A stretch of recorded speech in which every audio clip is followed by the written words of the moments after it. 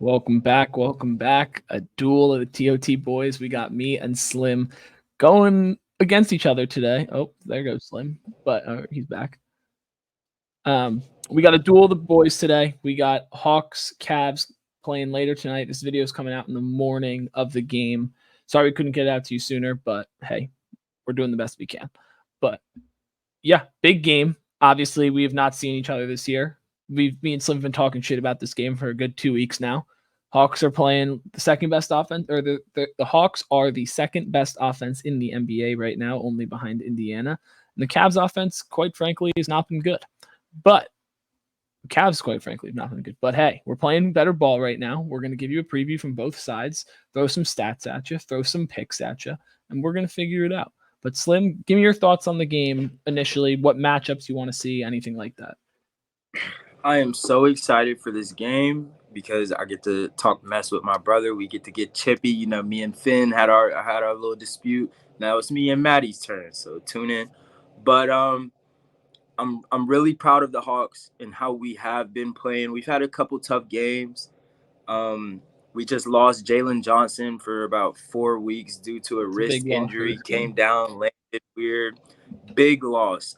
He is our anchor in our energy, being able to push in transition, attacks the basket. Also plays really well on defense, and I feel as if maybe we could have got the dub against the Celtics last night when we played. If we had Jalen Johnson on the floor, I feel like he would have helped a little bit out with Tatum. I think Tatum had 34. But Hawks have been playing really well ball. Clint is leading, or not leading, but he is number 3 in the league for offensive rebounds, right? Which is big time for your team. That's big for this matchup too. Trey is averaging 26 and 10. The only other cat to really be doing any type of numbers like that is Tyrese Halliburton in regards to, facilitating for their team and offensive efficiency. Is Tyrese Halliburton averaging Trey's 25 and 12. He's putting up the numbers.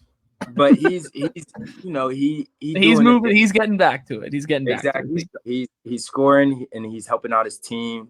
DeAndre Hunter, let's take some time, man. If you've been a part of the Hawks and a part of TOT faithful, and seeing my reactions and how I feel towards the Atlanta Hawks, y'all know that I've had some choice words for DeAndre Hunter, seeing his potential, but I've just wanted him to be a little bit more aggressive. And these past 3 games, ever since we've played the Knicks, man, that boy has been, man, really attacking the basket, showing you that he can operate from the mid-range, be lethal. Bogey has been going crazy, averaging maybe 23 these last 3-4 games, really showing you that we got 6-7 players that can average double digits a night, and I'm pretty sure are averaging double digits every night. And that's going to be big time going into this game against Cleveland, being some taller, lankier, and larger players who have that strength, which I feel like maybe we are kind of lacking, especially with how Quinn plays the guys. I noticed that he doesn't play AJ Griffin as much. I know that he doesn't. Whoa, slow down, gang. If you're liking this content here, I really appreciate it if you'd like, comment, and subscribe. It's free. It takes 0 seconds. I make sure to like, comment, and subscribe to all the creators I like watching because I know it makes a huge difference for them, just like it makes for us. Stick with us. TOT Faithful, we love you guys. Please like, comment, subscribe, and check out more videos. But 100%. No, I definitely think in the grand scheme of things, if you're just looking at it from a bird's eye view, you guys would match up well against us. I think this game, quite frankly, comes down to what you started off with, rebounding. I think if Clint Capella can control the glass, then you guys are going to have a great shot to win this game. And it's honestly just efficient guard play. We both have strong wing defense, bigger wings that you would put on the guards. Like Isaac Okoro, when he comes in off the bench, is going to be on Trae Young a ton. Or even Max Strus will probably get some burn on DeJounte Murray or Trae. Donovan Mitchell will probably get some trade. But I think same thing coming back on the Cavs side. We're going to get a DeAndre Hunter on Cares. No, DeAndre Hunter on Donovan Mitchell. We're going to get a DeJounte Murray on Darius Garland. Trae Young will probably be on Max Strus because Max Strus isn't really a driving threat, which is what Trae Young has the most struggles with. But I think the real matchup that the Cavs have to take advantage of in this game is Evan Mobley has to play really, really well. If he 100%. can use his size against the small, because you guys have like solid fours, but not like tall fours. You have like strong fours, but not tall.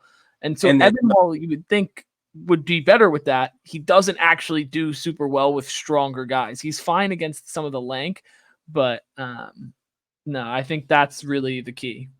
100%. And then that it was going to be my biggest takeaway from my concerns for Atlanta is Evan Mobley, just because, I don't know if he has a nickname yet in the league, does he? Like EV4, but not really. I'll call him Mr. Fantastic because, the boy can stretch, you know what I'm saying? Yeah. And can really clean up on the boards if he tries his hardest. And I know that he is working on his mid-range, can really be lethal, but I'm not really worried about Spider. I'm worried about Spider, of course, but that's just like, pray. But I want to see Quinn, like I said, get the young guys a little bit more involved. I'd like to see a little bit more of AJ Griffin, who is stout, strong, and attacks the glass and wants to go get a bucket. And the same thing coming from our rookies, a little bit of Kobe Buffkin just to throw in some speed and transition.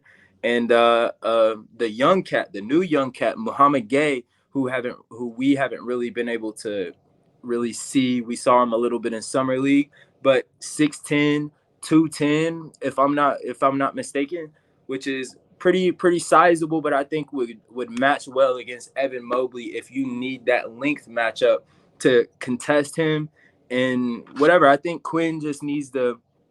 I think his focus is, let's get our guys in shape so when it comes down to playoff time, they're used to playing this amount of minutes, and we're gonna take this time to, like, we played the Wizards.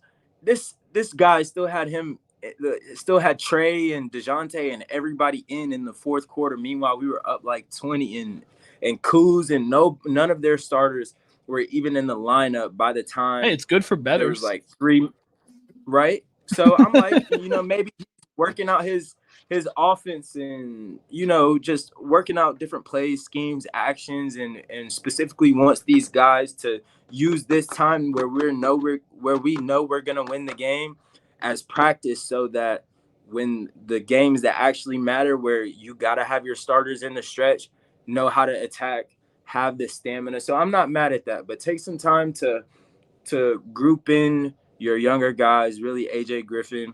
I like to see more Kobe Buffkin and Muhammad Gay, and I think Muhammad Gay is going to be our best matchup against Evan Mobley because he has that length. And from what I've seen of the young cat, that's what I'm saying. I think Quinn needs to take some time to. But in season tourney, I feel like they got to keep their momentum flowing. And I feel like the Hawks are playing solid ball right now. But I mean, like, that would definitely anyway. Help. True, but no, I think the Hawks. I think the worst thing that you could do as, like, for a Cavs fan, like, if you're the Hawks, your game plan has to be try and outshoot us, which has been effective for teams that can do it. Teams have just always shot really well against us, it feels like, at least. And we haven't been shooting the best percentages from threes in comparison. We've been shooting more, but not at still at the same percentage. But there's been a lot more open driving lanes and all that kind of stuff. But my biggest concern is I don't want this game to become a shootout. The Cavs have to defend the way that we should be defending. We have to defend like the number one defense last year to keep this game close. Because if this gets to a 130, 120 game, we're not going to win it. We have to stay below. We have to keep the Hawks below 120. Yeah, 120. And if we can do that, then we'll be fine. But I just think that in the grand scheme of things, if the Hawks can control the glass and can shoot the ball well, then you guys will be good. And as long as the Cavs, because the Cavs are going to protect the paint. You're not going to get a lot of paint scoring. The lobs will be open because Trae Young lobs are just always seem to be open. But I think we're probably going to lean a little more into play the lob, and I think we're going to see a lot of Trae scoring floaters this game, just how we play. Because Jared Allen plays a lot of drop. So when you run that pick and roll and you have Clint Capella rolling, Jared Allen's going to stick with Clint more, and you'll have someone on Trae's back, and he'll shoot some floaters. So that's what I'm looking for. So if you're a better, I would probably take Trae Young's points. But Yeah, I would lean that. And then, I mean, quite frankly, I think the Cavs do win this game. We'll get into our game picks. The Cavs are 5-point favorites. Game's in Cleveland. I think the Cavs do win this. I think we need to win this. Need to start getting away from that 500 kind of level. And I think this is a big one because if we win this game and if we win it by a sizable amount, we're pretty much a lock for the wild card, if I'm not mistaken, for the in-season tournament. So I think the guys obviously want to be in that, get a chance to play in Vegas. So yeah, I'm curious to see how this game goes, and I hope we do win it and by a sizable margin so that we can get into the wild card. That'd be cool. But what's your 100%. game pick? Of course, I'm gonna take the Hawks. You know, that's for my twin fan. He's not here, you know. But I got the Hawks, and like you said, what I'm really worried about is the length. I can see us running the pick and roll. If JA is in drop, I can see Trey on the floater. But with no Jalen Johnson really attacking the basket like that, and if we don't plug in a tall big with the size, and we only got Muhammad Gay that I can think of that can push the floor like that, I can see us running a lot more pick and pop because Sadiq has fulfilled that spot that Jalen Johnson is missing. And then he's going to knock down those corner threes. So by the time Bogey, you know, gets incorporated into the bench and then DeJounte Murray starts to, you know, work his way into the game, I want to see a lot more 3-point attempts that are consistent because we're going to need that keeping up with a Max Strus, a Donovan Mitchell, a Darius Garland, a George Niang. You know, like y'all got plenty of cats on the floor that can shoot the ball from the perimeter very well at an elite level. So we got to play very strong defense, hold it down on the perimeter, and keep our turnovers to a minimum. Yeah, and we've been playing really good defense. So I'm excited to see the game. I got the Hawks, of course.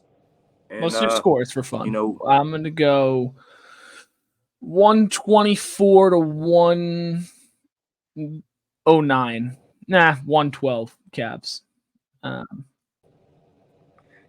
think you hear that last part? 124, 109. Or 112, sorry. Y'all? Yeah, 124, 112. He's tripping. I think we get a hot shooting like you said, the Hawks are second in the league in offense, right? And guess what? We're averaging 61 points by the half. So we have to come into this game shooting well, especially if you do have a shooting night. So this could be a game where we combine for 300. I could see it being one, maybe my guess, Hawks get the dub 134 to 127. Oh, that'd be a good ass game if it does end up being like that. A lot of points, but yeah, I mean that's a wrap for this preview. Let us know who you think's going to win in the comments. We'll be tuning in to the game, obviously. Maybe even throw a fourth quarter live reaction if it's close. Figure it out. But like, comment, subscribe, and we'll see you guys next time. Peace.